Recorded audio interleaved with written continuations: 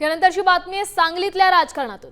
सांगलीत खासदार विशाल पाटील आणि पालकमंत्री चंद्रकांत पाटील यांच्यात चांगलीच जुंपली आहे। राज्यात सत्ता पण सांगलीत भाजप लाचार अशी टीका विशाल पाटलांनी केली आहे। विशाल पाटलांनी केलेल्या या टीकेला चंद्रकांत पाटलांनी जोरदार प्रत्युत्तर दिलंय।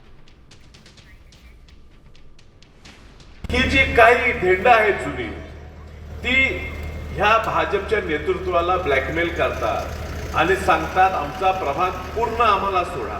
देशावर सत्ता, राज्यावर सत्ता आणि महापालिकेत हा पक्ष एवढा लाचार झालाय की अशा गुंड प्रवृत्तीच्या, दहशत निर्माण करणाऱ्या, चोऱ्या करणाऱ्या, भ्रष्टाचार करणाऱ्या लोकांना अखंड प्रभाग यांना उमेदवारी द्यावी लागेल। विशाल पाटलांनी त्यांचं बघावं, त्यांना प्रश्न पडलाय की काय करावं, तर ते बघतच राहिले। आता दोन्ही राष्ट्रवादी एकत्र आले का तुम्ही करायचं काय?